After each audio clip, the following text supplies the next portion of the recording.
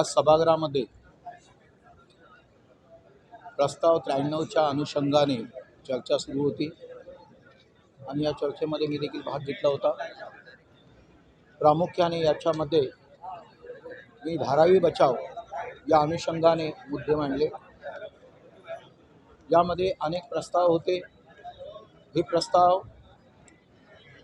जे आले होते ते आघाडी शासनाच्या माध्यमातून आले होते, परंतु 2022 रोजी त्याच्यामध्ये अडाणींना फायदा व्हावा या अनुषंगाने सरकारने अनेक बदल केले।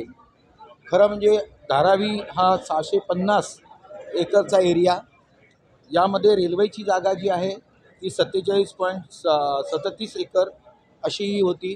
धारावीचा जो सर्वे झाला होता हा 2007 साली झाला होता।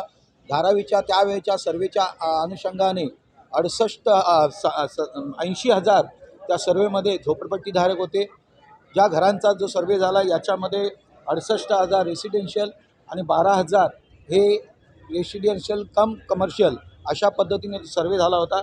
म्हणजे 2007चा सर्वे आणि आत्ताचा सर्वे होणं धारावीकरांची ही मागणी आहे की त्यावेळेला झालेला सर्वे आणि आत्ताचा होणारा सर्वे याच्यामध्ये खूप फरक होईल, त्यामुळे नवीन सर्वे होणंही अत्यंत गरजेचं आहे, ही त्यांची मागणी आहे।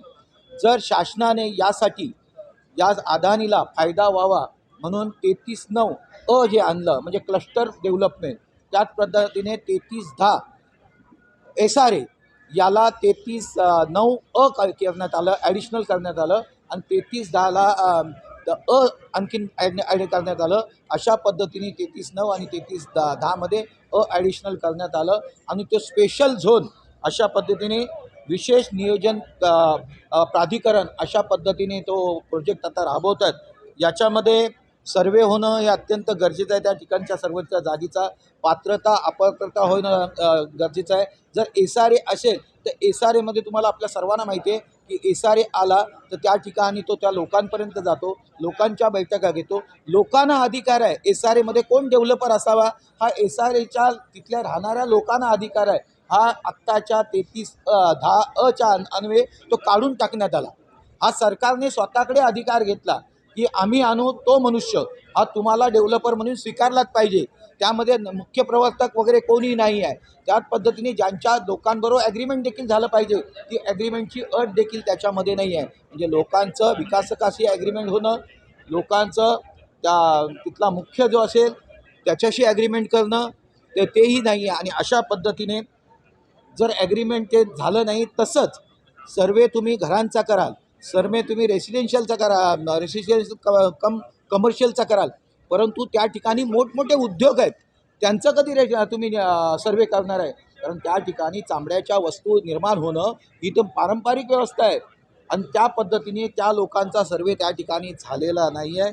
आणि म्हणून याच्या ठिकाणी ज्या वेळेला 95चा कायदा होता आपल्याकडे, 95पर्यंत राहणारा झोपडपट्टीधारक हा पात्र धरण्यात आला यायचा।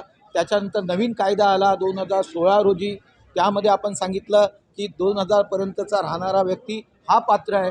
त्याच्यानंतर नवीन 2017चा आपण कायदा आणला की 2011ला जर तिथे राहणारा तो झोपडपट्टीधारक असेल तर 2011ला आपलं सेन्सस झालं होतं, त्यामुळे त्या सेन्ससमध्ये त्या माणसाला आपण त्या जागेची म्हणजे बांधकामाची कॉस्ट घेऊन त्या लोकांना आपण ती घरकुल देऊ, अशा पद्धतीचा तो कायदा झाला होता। आता याच्यामध्ये या लोकांना ज्या वेळेला सर्वे होईल आणि याच्याकडे अपात्रतेची लोकं येतील, 2011ची लोकं येतील, तर त्यांना राहायला जागा पाहिजे। यासाठी केंद्र शासनाच्या माध्यमातनं हे जागा घेणार आणि त्या ठिकाणी अडाणीने ती घरकुल बांधून द्यायची आणि त्या लोकांना राहायला म्हाडाने SRAने द्यायचं आणि त्या ठिकाणी त्या बांधकामाच्या बदल्यात अडाणीला जवळजवळ 1.3 पटीने FSI द्यायचं। त्या ठिकाणी त्याच पद्धतीने डम्पिंग ग्राउंड होतं। हे डम्पिंग ग्राउंडला तुम्ही निसर्ग उद्यान केलं, हे 40 एकरचं होतं, ते 40 एकरच्या निसर्ग उद्यानाचा देखील 4 पटीने FSI म्हणजे 160 पट त्यांना तो मिळणार आहे, तो देखील मिळणार आहे। रेल्वेचा मिळणार आहे, या ठिकाणी 640 एकरचा तो FSI मिळणार आहे। त्या ठिकाणी निर्माण होणारा जो TDR आहे हा 3.5 लाख कोटीचा TDR निर्माण होणारा। आतापर्यंत आपल्या मुंबई शहरामध्ये एक पद्धत होती की जर तुम्हाला TDR जर वापरायचा असेल तर उपनगरात वापरू शकता, म्हणजे सिटीला नाही, तो नॉर्थला जाईल. अशा पद्धतीने आत्तापर्यंत मुंबईच्या कायद्यामध्ये जेव्हा जेव्हा झालं SRA निर्माण झाले तेव्हा देखील, त्याच्या अगोदर देखील कोणाकडे असेल तर तो या बाजूला वापरायचा. आता अडाणीला सूट देण्यात आलेली आहे. जो काही TDR एवढा करोडोचा होईल तो अडाणीकडनं कुठल्याही बिल्डरने 40-50% अट आहे, परंतु ते 10% आणखीन कन्सेशन देऊन ती 40% TDR हा अडाणीकडनं कंपल्सरी घेतलाच पाहिजे. ही कसली जबरदस्ती. म्हणजे तुम्हाला जर बांधायची असेल, बिल्डिंग बांधायची असेल आणि मार्केटमधून जर TDR घ्यायचा असेल तर 40% TDR हा अडाणीकडनं घेतलाच पाहिजे, ही देखील अट टाकली पाहिजे. म्हणजे ही दादागिरी कशासाठी. आणि त्यामुळे तो देखील त्यांनी हे केलं आहे. तशाच पद्धतीने याच्यामध्ये संपूर्ण प्रकारचे टॅक्सेस म्हणजे फंजेबल FSIच्या माध्यमातून सुबोध कुमारांनी ज्या वेळेला फंजेबल FSI घेण्याची सुरुवात केली त्यावेळेला आम्ही देखील स्टँडिंग कमिटीला होतो त्याच्या अगोदर. आणि तो फंजेबल FSI आल्यानंतर आपण सी लिंकचा जो रोड बनवतो आहे तो 12,000 कोटीचा, तो मुंबई महानगरपालिकेला मिळणाऱ्या फंजेबल FSIतनं आपण तो सी लिंक बनवायला घेतला आहे. याच्या इथे फंजेबल FSI देखील फ्री, त्याच्यावरती कोणी टॅक्स लावायचं नाही, GSTचा टॅक्स लावायचं नाही, इन्कम टॅक्समध्ये त्यांना रिबीट, अशा पद्धतीने कुठलंही टॅक्स न देता त्यांना जर एवढ्या सोयीसुविधा इतक्या वर्षात कोणाला सोयीसुविधा दिल्या नाही, त्यामुळे धारावीचा विकास झाला नाही. पण त्या कायद्याप्रमाणे द्या ना.